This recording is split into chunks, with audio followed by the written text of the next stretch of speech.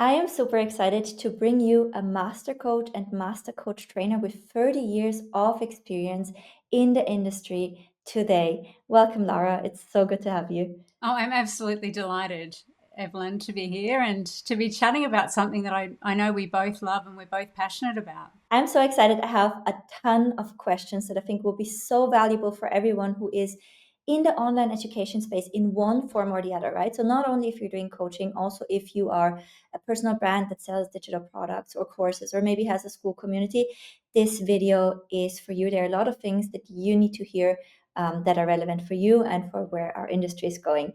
Before we jump in, I would love to ask you, Lara, can you give us a super quick rundown? 30 years of coaching and being a master coach and a master coach trainer. What does that mean? Essentially, that means that I started out coaching like a lot of people do, informally in my job. I was in human resources. And gradually over the years, I realized that what I was doing was not actually coaching, it was asking questions with a view to kind of steering people in a general direction.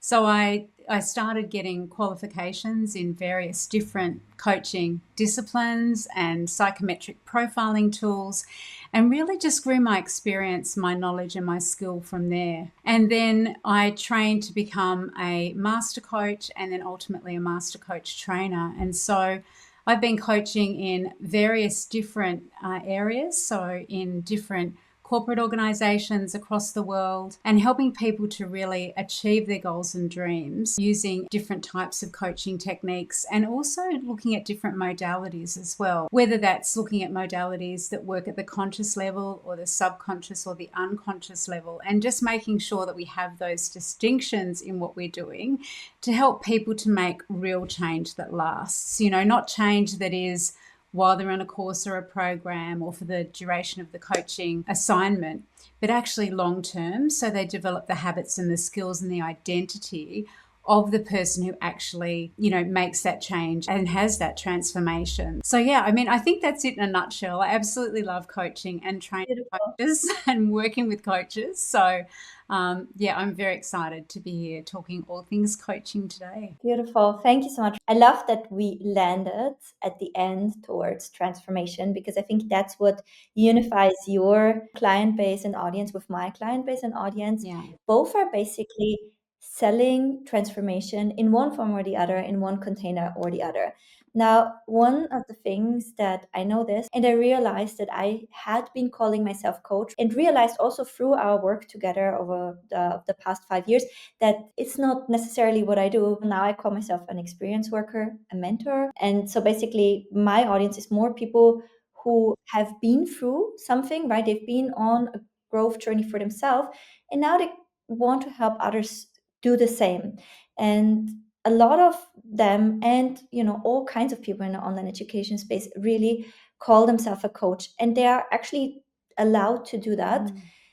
So I would like to ask you, why is that still a problem if we call ourselves a coach when what we do is not actually coaching? Like what's up with that? I think the thing with coaching is that coaching is quite a unique modality in that coaching is really about asking people questions to have the insights to come to that sort of transformation for themselves. And that's quite distinct, that kind of self-awareness aspect. I don't have a problem with people calling themselves coaches or consultants or experience workers or whatever, because I think we do tend to blend a lot of those different skills. I think when it comes to pure coaching and we call something a coaching program or we call ourselves a coach and we're not actually using coaching in what we do, then sometimes people can come away thinking coaching doesn't work, right?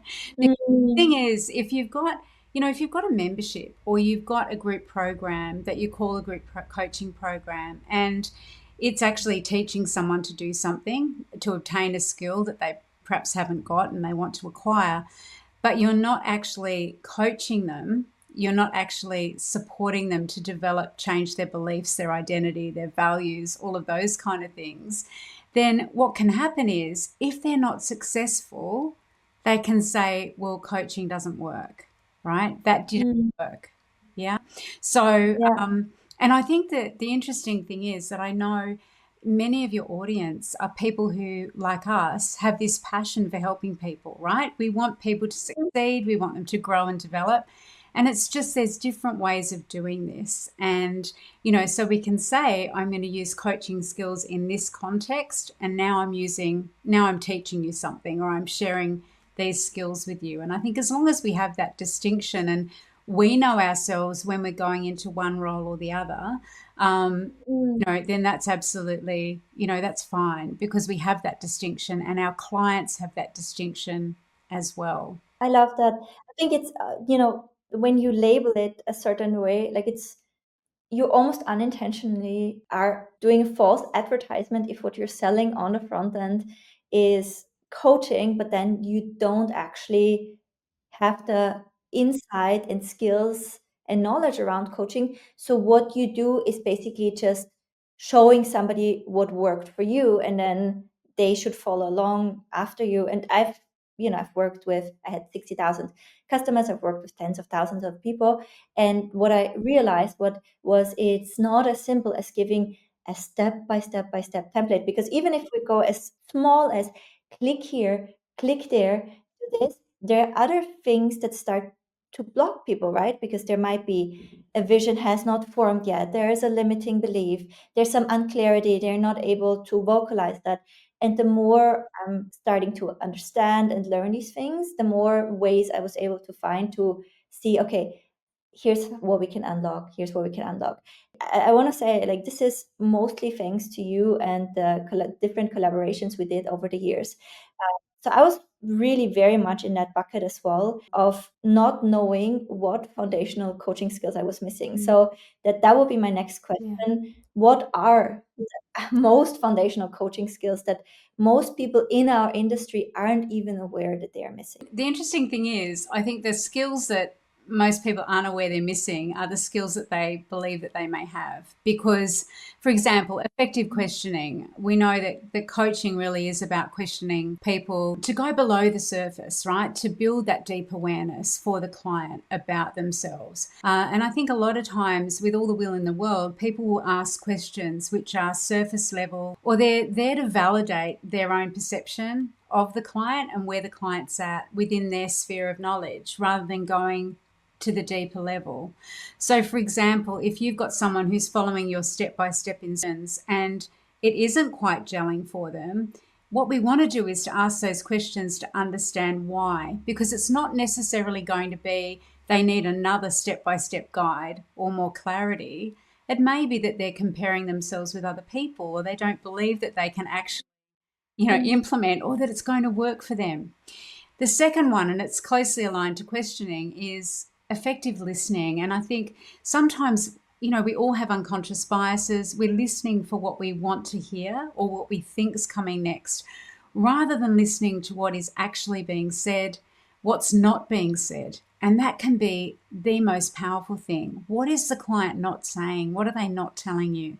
What information is missing? And also listening, not just with our ears, but with our eyes. What are they doing physiologically? What are they doing energetically? And really paying attention to that whole person when we are listening.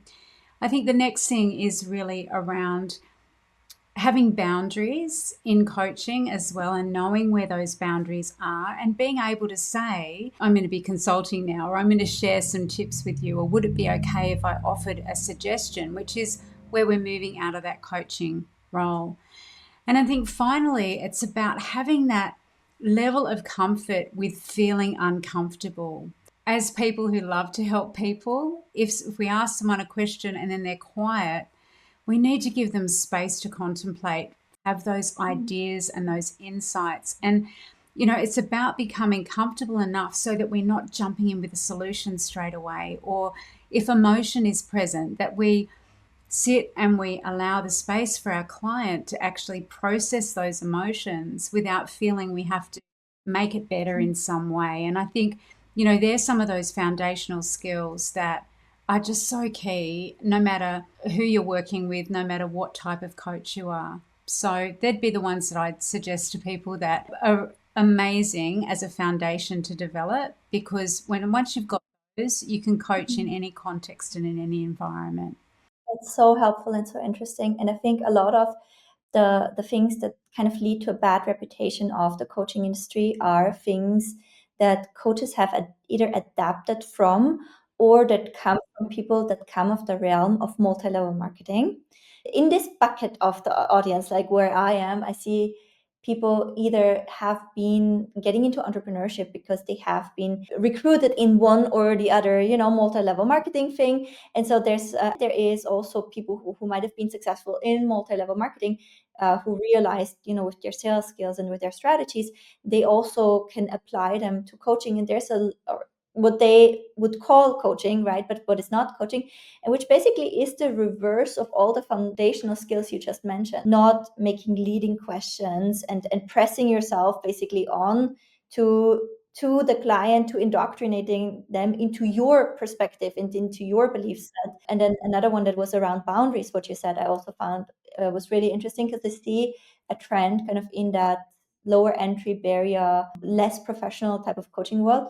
There's a lot of love bombing, right? There's very blurry client relationships, like that, more kind of going into the friendships. So I think that there's a lot of things that people accidentally do that puts them in the bucket with the really foul eggs, just because they're not aware that those are the skills, and they're watching right on the market what people are doing, and they're learning from people who either have no training coaching experience themselves, or they're actually coming from a different realm where they're intentionally doing the opposite of everything you just shared. Yeah.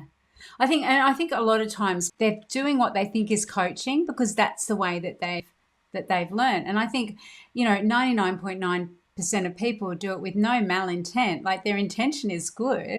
It's just that they're not aware of the distinctions between, those different modalities of coaching, consulting, mentoring, and therapy. And so also being able to recognize where those boundaries are and being able to refer on as well and have that referral network is so important too. And I think that is another distinction, particularly as you say that, depending on the coaching container, relationships can blend over and they can, there's ethical considerations as well, right? Where there is that kind of more friendship line.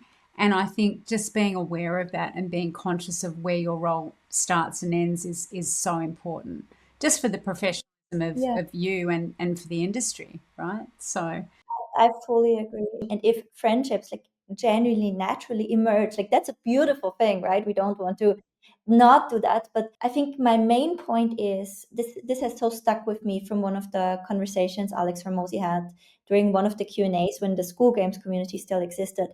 He was ranting like about people who come into the space and basically destroy the space because they, are good at selling, but they're not good at the delivery.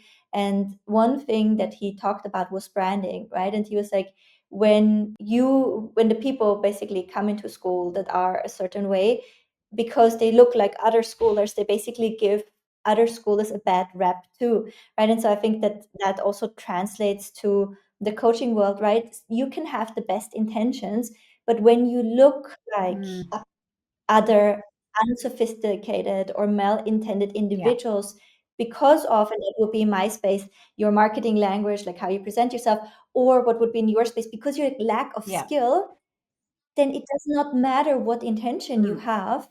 It only matters, right, how you are perceived and how you actually work with clients, right? Because I have to critically look myself in the mirror and say, if I have all of the step by steps in there, but clients are not getting results, it's just no. not good enough. And I think one of the things that we're finding increasingly is that people are great marketers, right? They've got all the marketing strategies, and so they're attracting clients into coaching programs, whether that's one-to-one or group environments.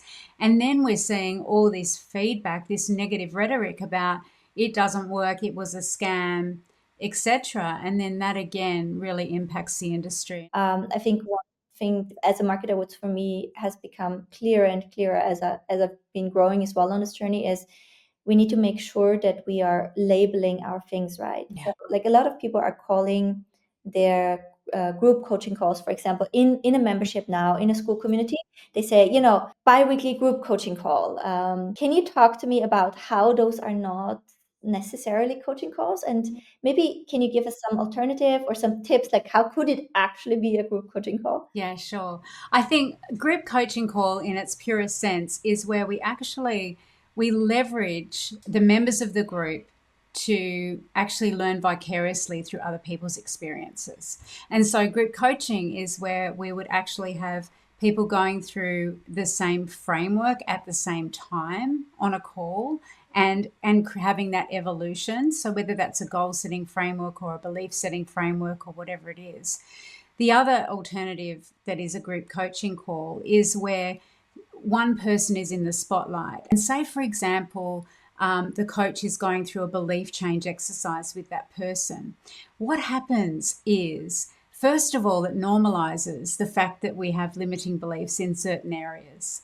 It normalizes the fact that everyone has growth and there's opportunities. It also helps people in the group to learn, as I said, vicariously through that other person being there, to kind of have those insights and aha moments and awareness themselves. And so that's, I guess, what in a pure sense, a group coaching call is, either where a group of people are going through a coaching framework or an experience, or one person is in the spotlight. I think what tends to happen is that, with no malintent, people call things group coaching calls, when in fact they're very powerfully things like implementation calls, where people come along and they do the work and they implement the learning. Or maybe they're Q&A calls, where people have the opportunity to ask questions and have those answered. They are celebration calls, where people can come along and celebrate what's happened and how they've won. And I think we can do things to really lean into the group environment by having calls where peers can work together, right? And they can engage and talk with one another about what they're learning and what they're implementing. Thank you so much. That is super helpful to, think of, okay, there's certain group calls that we just find a suitable label for, right? There's very marketable labels for those. And when we do offer coaching calls, we make sure that they are actual coaching calls. So I have not been certified or anything yet. So what I have done to add coaching into my membership was actually to hire a certified coach. What would you say, Lara, when should you learn the skill, as in get certified? When should you hire, right? Or maybe at different stages in a business. And if you would want to be a coach who works with maybe group program or membership owners and does coaching calls for them, how would you approach those? How would you approach getting into that space and having that role? When should you hire and when should you do it yourself? I think for me, it comes down to, what are you interested in? If you're passionate about developing those coaching skills and having that proximity to your members in a group or in a group program, if you want to build something out, then I would recommend that you do know the skill and that you do get certified, or you do take some kind of training, so that you know what good one-to-one coaching is, what good group coaching is. And then also you can hire, and that will be dependent on your interest level, also your time. I think we can't split ourselves or clone ourselves. So for a lot of people, in addition to having their own skills for their own membership or program, having someone else who has perhaps a different level of expertise in a different type of coaching can be really useful. I know, for example, that you have worked with a mindset coach before in your programs, in your memberships, but it may be that you want to work with someone who is a business coach or a strategy coach, or different types of coaching to fill those gaps that you recognize that your members need. If you are working across time zones, which you are, then it's really useful to have people in different environments. It comes down to your passion, your interest, and then finding something really going to work for you and for the type of work that you want to do. I think that's super helpful. One element that you said, I want to kind of double down on something that I noticed from my communities. For example, it does help a lot with results and with retention if you do have other qualified individuals that might not be trained on the actual content that you do, because that you might be the best person to always deliver that. And if you really put effort into the content itself, then you can take off some of the load from you supporting and servicing and creating transformation by having people that help your students in a group setting where they get stuck in the content beyond the knowledge Yeah. parts, right? And this is probably where you'll have some blind spots and where somebody from the outside can help people differently to really take Yeah. action on it. I think there's always like this difficult space because people like me that have a group, a mastermind, and then a membership or other group programs, they're looking for amazing coaches to do that. And then there's amazing coaches that are potentially looking for work. And I've made the mistake in the past that I hired people as coaches who were not certified just because I didn't know better and I didn't know exactly what to look for. So can you help both sides out just a little Yeah, bit? sure. If you are someone who is an experienced worker, so you've got a membership or you're doing some kind of teaching, essentially consulting, mentoring, and you want to look for a coach, I would definitely look for someone who has depth of experience in the area that you are looking for them to be good at. And in addition to that, I would also look for someone who has certifications, because when they have certifications, and look, you don't need a certification to be a coach, but I think the distinction is that if you're hiring someone who's got a certification, you know that they've got the skills and the competence to be able to actually help you in the way and help your members or your group in the way that you want them to. They've got access to a range of different frameworks and tools. And so for that reason, they're going to be effective in helping you to deliver and support your members or your clients in the way that you want them to. So I'd very much look at that, and I would also look at then their experience and their passion for helping people and filling the gap that maybe you don't currently fill. And oftentimes that will be, for example, if you're sharing a lot of strategy that requires implementation, then you'll want someone who can help people to move past those unconscious blocks and saboteurs that are preventing them from actually getting it implemented. There are two types of coaches and business owners who work together. On the one hand, you've got people who are incredible at creating a supportive, wonderful community where people want to be, they want to spend time there, but they may not actually be getting the results. They may not be taking action. They feel really warm and cozy in the group and they just like hanging around with everyone. And then you've got people who are very results oriented, who have a lot of accountability frameworks, but they don't actually create the space. They don't hold the space in a way that allows for integration and vulnerability and people to be able to say, help, I can't keep up. I don't know what I'm doing. I feel like I'm behind.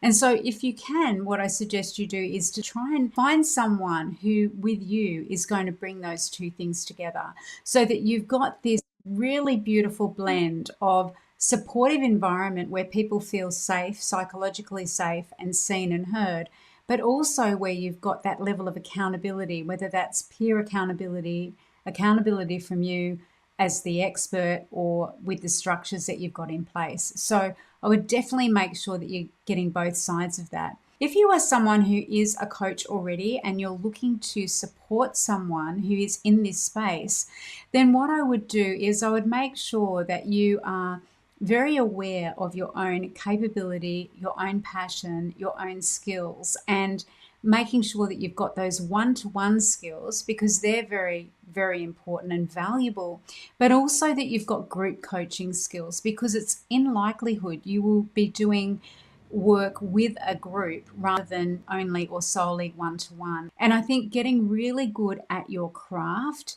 is just so important. Read books, listen to podcasts on the area that you're really interested in, and just develop that level of expertise. That's super helpful, right? And I think that's something for a lot of communities to consider, right? When you're bootstrapping and you're just starting out, you might not, but to be honest, right, you can hire coaches for hourly group coaching sessions and it's not that expensive, right? So it's not like you need to hire someone like full time. You can bring in, even if you bring in somebody once a month, I've seen it make a huge difference for people. But if you're just completely starting out, I would potentially still search for collaborations.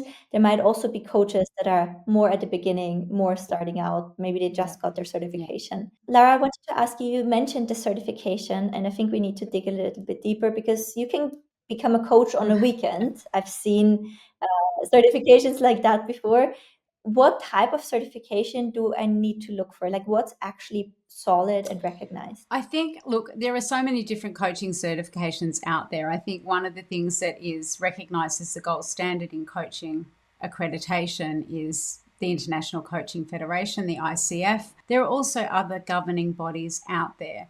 I think what you're looking for is something that really offers rigor across the coaching competencies that you need to be adept in when it comes to effectively coaching and helping people to get results. What a coaching certification should always include is something around ethical standards and ethical considerations in coaching. And so I would definitely look for an accredited program. I obviously provide accredited programs, and together with Evelyn, Rebecca, Bradley, and I have developed a coaching certification, a coaching skills toolbox that you can undertake. And that's really very useful for a thorough grounding in those foundational coaching skills and the foundational coaching frameworks that you will use as a coach and that are just so valuable. And I think also looking for something that is in your interest area as well. I'm the founder of the Mindset Coach Academy. So for me, mindset underpins all coaching, no matter what it is. So I'm very passionate about that.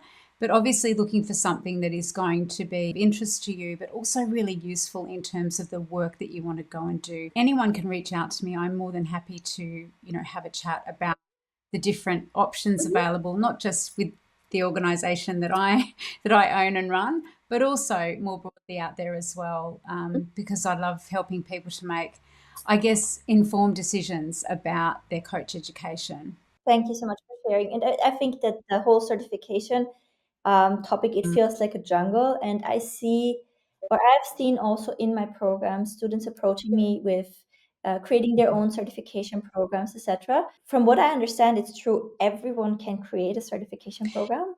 Yeah, so basically, there are people who create certification programs, and we see a lot of them out there. So they'll create a certification program and it's certified by whom? By their own business. So what you also sure of is that who are actually the certification bodies or the industry bodies that they've had to go through a process to have that authorized and accredited. I guess the weakest form of certification is those that have been self-certified by the organization, right, themselves. So I could self-certify, is that right? I could make a Evelyn Weiss, I Yeah. could make an ad certification.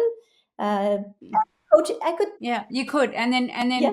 what I would recommend that you do from there is that you actually go and have it recognized for CPD, continuing professional development credits, or you go to something like the ILM, the Institute of Leadership and Management. I intentionally wanted to kind of poke you here a little bit because I wanted to show that there is such a difference, right, in certified not only coaches, but then also certified coaches. And I would love if you could speak to this for my audience a little bit more, because they are all, or a lot of them Mm, are program builders in a membership or in a group coaching container or as a course. Can you now maybe switch head quickly to Lara, the program builder, and walk me through the current programs and how you have built them, right? With what intention, and how you also went like through that certification process, because I think that would be so interesting for a lot of my viewers as well. It's like, how do you get to that standard with your offerings? yeah, absolutely. So I think first and foremost is that you have an idea of what your program wants to deliver. What is the transformation, right? And it's the same with any coaching or anything that you're running already, your membership. And then Mhm. my very first certifications or programs that were certified were actually programs that I became a trainer of. That's one way to do it. So, for example, I'm a master trainer of NLP, timeline therapy, hypnotherapy.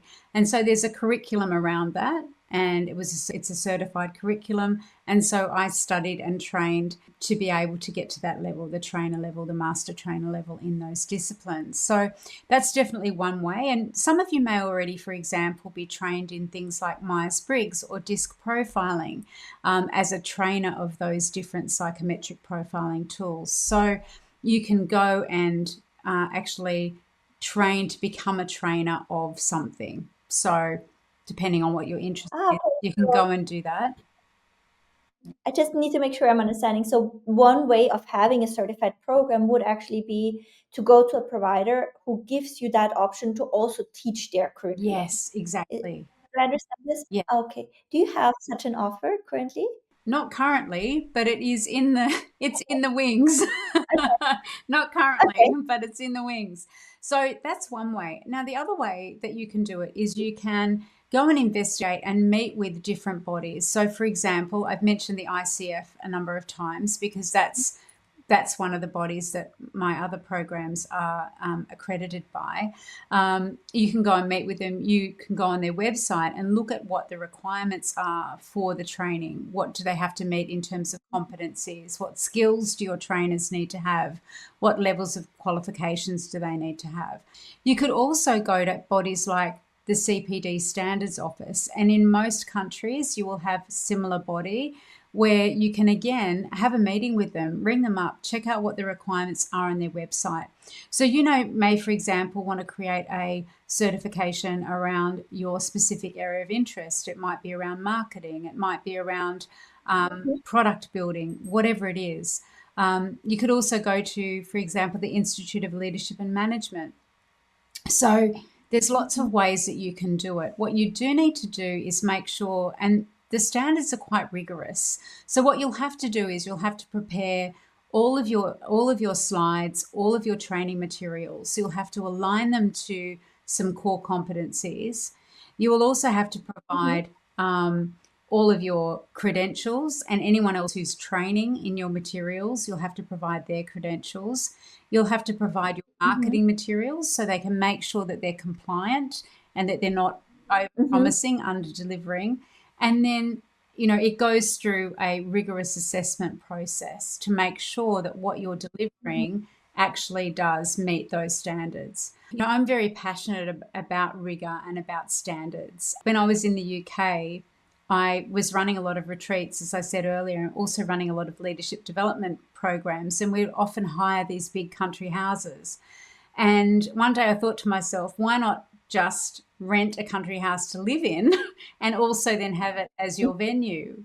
And so that's what I did. But I didn't just stop there. I contacted the AAA or the AA, which is a body that gives recognition and accreditation to accommodation providers. And I made sure that we got 5 star in the accommodation category that we were in, and we actually ended up winning a couple of awards 2 years on the trot for the accommodation side of things. I've got this real belief in the importance of making sure that things are done in a way, or that people have that confidence, right? It's like this seal of approval that people can be confident in what you're offering, that it actually delivers. What I really love about you and your work is also and what I really resonate with as well is taking that sense of ownership and pride in what you do and doing it in a way that you're really building a legacy, right? Mm, Because I think that's what you do. You're building a body of knowledge so thoroughly that it is not, when the market changes, you don't need to update your materials, right? It is so fundamental. And I think because you are exposing yourself to that judgment and to that rigor, you are also shaping programs in a different yeah. way. For me, that's a goal as an online educator, to get with all of my programs to a point where they eventually are that and can also be certified and can also be recognized. Because I think our industry is going through a cleanup, right? We are in a market that is very distrusting, very disheartened. They have been burned, they have basically seen it all, and there will be a cleanup, there will be a consolidation. And I definitely want to be one of the companies that stands there long term, because I've put in the work with my programs. And as much, as I get positive feedback from people, I can also still see the work. Yeah, absolutely. Just having that confidence that you have that rigor, and this is compliant, this is rigorous, this does work. People are increasingly going to be wanting to engage in programs that are recognized in that way. You've already got a head start, that's for sure. I will actually carefully watch you, because you just recently celebrated a win in our community. Yeah. So how many people are in the group coaching mastery program right now that you're hosting on School, right? And how will you get it certified? So first of all, what I did was I put it out there at a special price to people that had certified as coaches with me before and who I knew really wanted to move into the group coaching space, whether that's memberships or retreats or group programs.